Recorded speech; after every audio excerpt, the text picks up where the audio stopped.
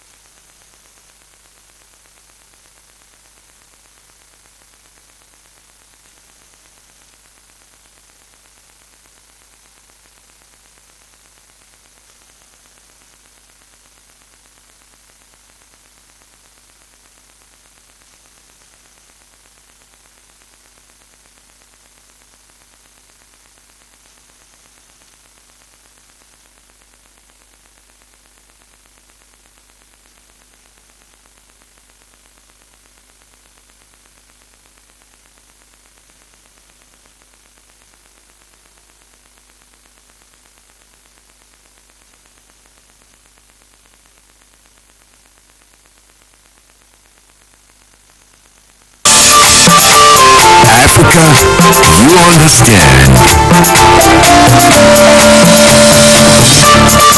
Africa, you celebrate. On Kakaki, the African voice.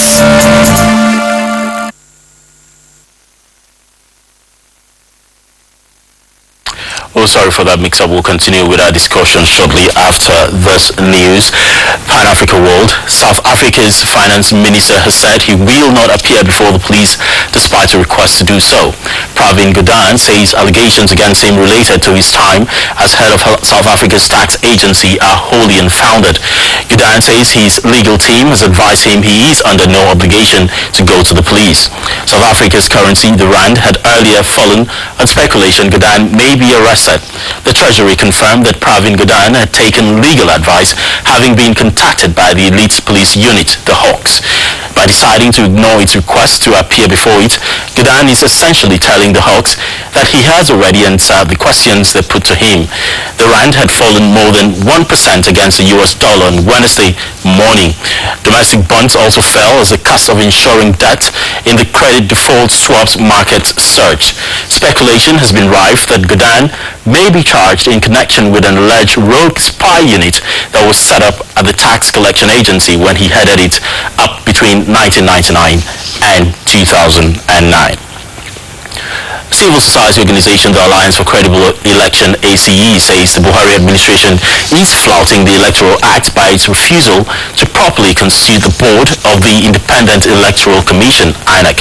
The group says the situation has been made worse by the spate of inconclusive elections conducted by INEC since the 2015 election.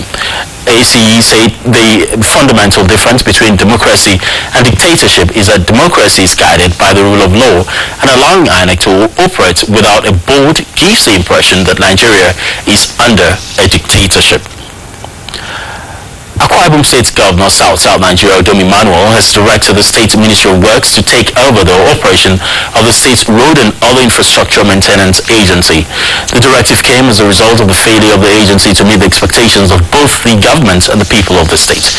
Well, that's Pan-Africa World. We still continue with our communication service tax bill before the National Assembly. To be or not to be, we have a member of the House of Reps still with us. The new spirit of Africa.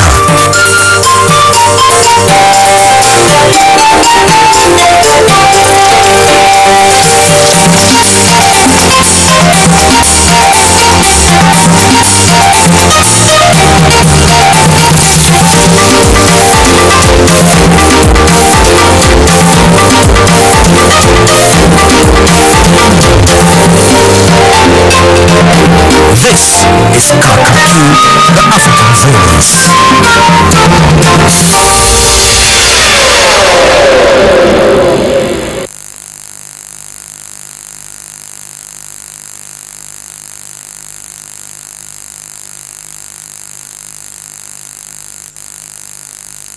The news.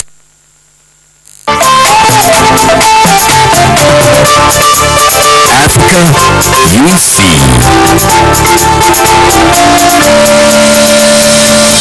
Africa, you know.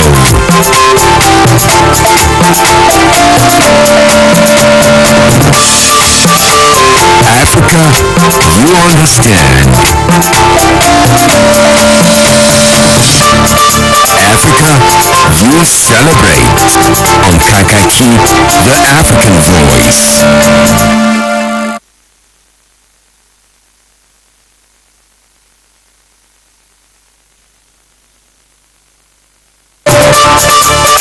Africa, you see.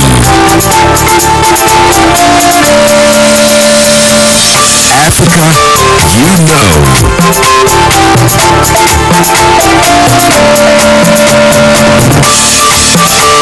Africa, you understand. Africa, you celebrate. On Kakaki, the African voice. I thank you for staying with us, and definitely we were having Honorable give us a stream of thought on that question before that break. Please continue. Well, let me say this clearly, our views. For me, you're talking about taxes, this 9%. You're talking about being an investor. Let all of us, all Nigerians, be an investors. Let's invest in our government. And let's see what the government will be able to do, to achieve by investing. If we decide to invest in government and the government taking everything to make sure that these taxes that are being paid are being put into use the right way, I don't think Nigeria will cry. The reason why Nigerians are crying, because even though they pay 20% taxes today, will that money be used for what it ought to be used for, or rather than going to private pocket? That is the issue here. It is about trust, that the people do not trust the government. That doesn't mean to say that we shouldn't pay taxes. We should pay taxes. I encourage every good citizen of this country willing to pay taxes. So my bill that I told you that my motion that I move on the floor of the House is about charging properties owner to pay taxes. Now you're talking about telecommunication, to pay more taxes on the recharge card. My dear brothers and sisters, we own this country together. The only way this country can move forward is coming together collectively to sow seed.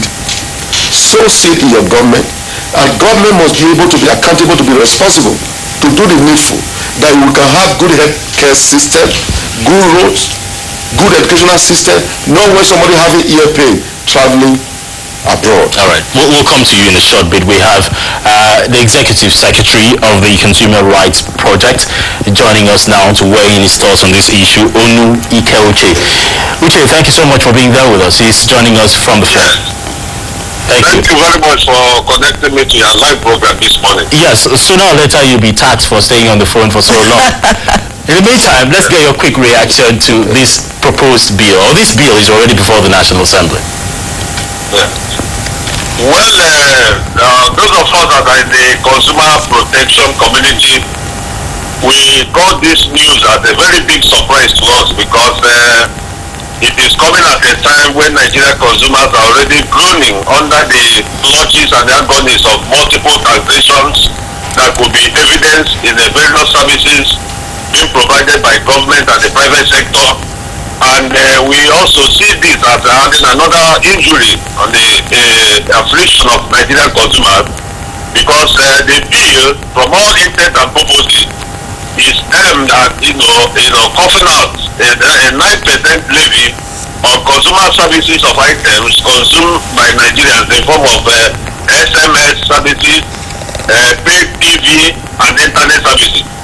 And what we are saying is, why should the National Assembly be notoriously known for always embarking on things that are meant to inflict injuries on Nigerian consumers? Why is it that these are the pertinent questions that we have raised and we have asked, and we need an answer from them? How many occasions have they risen to say that they're going to impose levy on all those multiple allowances that they collect from Nigerian people, like their wardrobe allowance, their utility allowance, their traveling allowance? Why is it that it only things that concern Nigerian consumers? And also, they should also realize that Nigerian consumers are battling under harsh socio-economic realities right now, and this is biting hard on the purchasing power of an average Nigerian consumer. Again, we are also aware of the proposed, the broadband penetration goal of 30%, being proposed in the year 2018. And we are saying that if the National Assembly should go ahead at this point in time to increase the 9% levy on communication by posting this communication service tax, it will impact negatively on our broadband penetration goal of 30%. Because what that means is that Nigerian consumers will now pay more. There will be increase in our call rate and our internet costs. And we see it's not the kind of thing we are expecting at this way, because there is no corresponding increase in the income of Nigerian consumers. So to that intent and purposes, we, the Nigerian consumers, under the aegis of ITO, we are going to make a strong resistance to that